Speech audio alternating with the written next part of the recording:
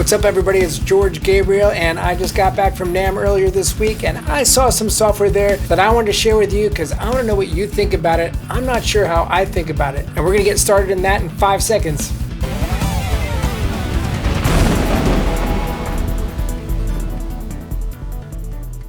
Okay, before I get started, I've been doing these videos. I've been showing you stuff in Logic. I've been showing you some mix tricks, sharing some stories with you. I'd like to keep on doing that. If you would be so kind to click that subscribe button and click the bell icon to be notified of future videos, that'll help me continue this channel. Now on to today's content.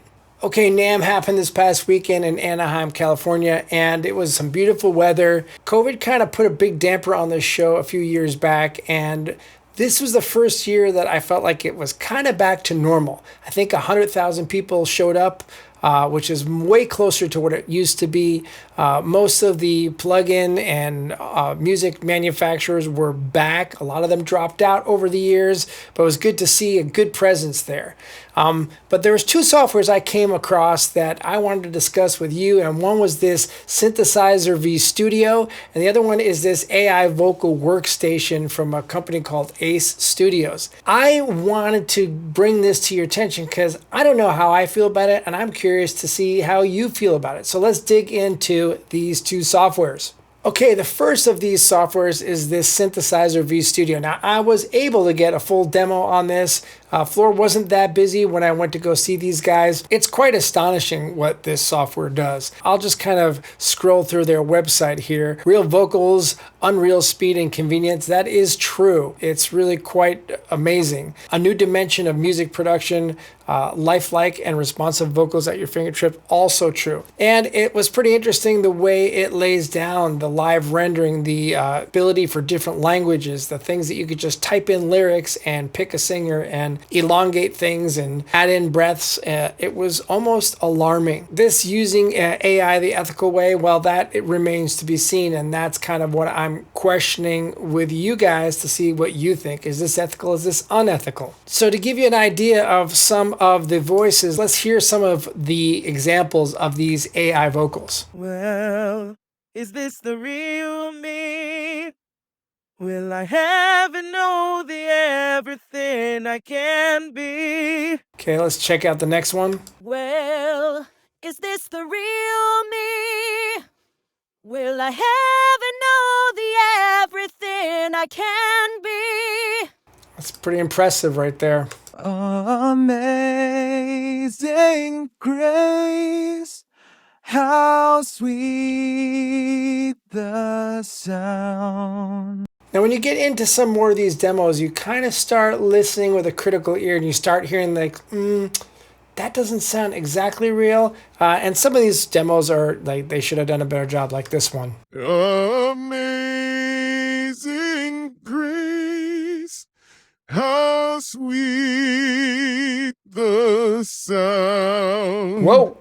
That saved. Sounds like there's a little bit too much mod wheel on that one. The thing with this software is it's relatively inexpensive to get into. I believe it's $89 for the software that actually allows you to edit the vocals. But then what happens here is each one of these voices are an additional $89. So you kind of pick and choose the singers you want. You pay for them as they go. I don't know what their arrangement is with the singers who actually trained the AI. If they get some kickback, I sincerely hope so. That would be the right thing to do. I'd have to dig into that a little bit more, but really it's the bigger question of, are we replacing our singers now? Now there's this other company that I know is extremely successful, and let me show you their website. This is Ace Studios AI singing voice generator. Same type of thing. You can type in lyrics. As you can see the graphic here, you just write it whatever you want. You can just say twinkle twinkle little star, and there you go, it's singing. They give some examples here. Here's a pop vocal.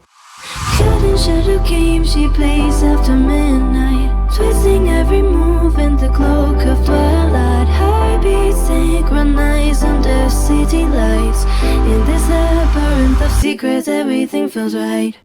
And then soul. Step back, boy, I'm a woman ablaze, lighting up the night with the fiery gaze. Don't need no Latino. Para en la calle, la luz te sigue. Gira sin miedo, en mis lazos vive. Suelta el cabello. Okay, cinematic.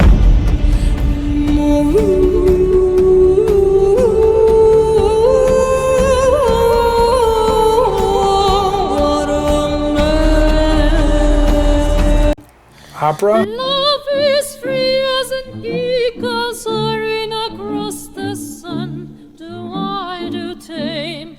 So that's pretty crazy right there. You can kind of start listening, and again, if you really dig in, you can hear little nuances here, but overall, it's pretty insane. This gives you an idea of how they did it. This was the original singer. Isn't she lovely? Isn't she wonderful? And then here's the AI version of that. Isn't she lovely? Isn't she wonderful?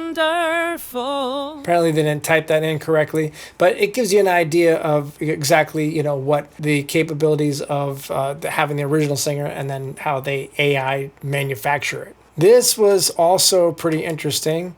Not sure how realistic it is, but it's pretty impressive. Let's hear. When daylight paints the streets in shades of afterglow, earth and soul will find peace in these days.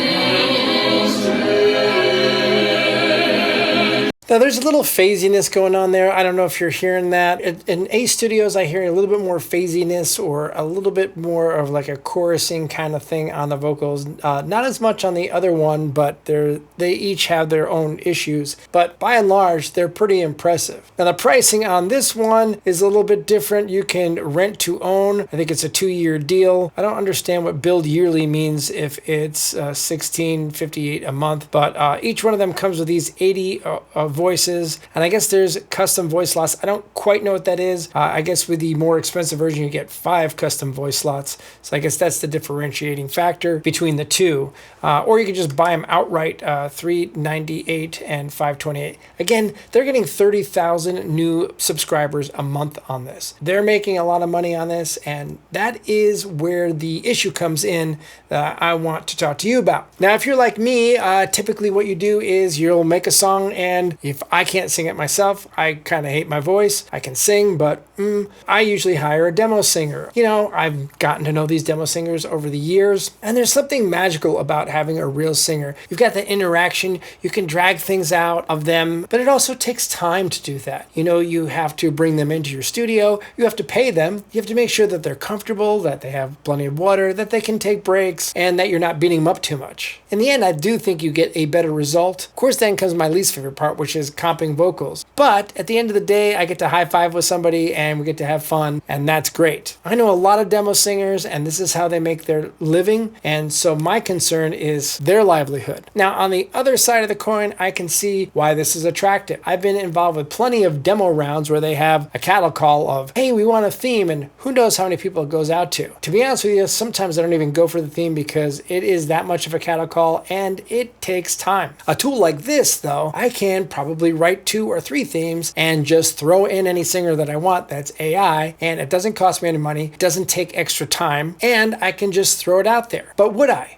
I'm not sure. See, I was talking to one of my buddies at NAMM, who is a fellow developer of software and sample libraries. There's just something that is magical about that interaction, and just getting those little nuances. It feels a little cheap to be able to just type it in or put a little breath in and think that that's okay. Plus, when I look at my own thing as a composer, well, when am I going to be replaced? So if I'm all on board for replacing the singers because I got this AI option, well, so what happens when AI writes the themes? AI writes the score. I guess I'm relegated to nothing. So it is a slippery slope of what we'll tolerate and what we won't tolerate. Sadly, though, I think with the success of these softwares, people are just saying, hey, this is way faster. Now, I can understand if you want to mock something up, this is a very useful tool. But should it replace our beloved demo singers or our beloved artists? And that's the question I'm bringing to you. What is your thought? Are you a demo singer? Would you use this software? I want to know what you think. Put your comments below. Let's have a dialogue about this. If you like this video, give it a thumbs up. If you haven't subscribed yet, click that subscribe button, click the bell icon to be notified of future videos. Follow me on Instagram at @GGabrielMusic. Check out GeorgeGabriel.com where I got some free stuff, got some stories, and got some things that I can offer you. And it's just an all-around cool site. I look forward to hearing your thoughts on this. Until next time, this is George Gabriel Music.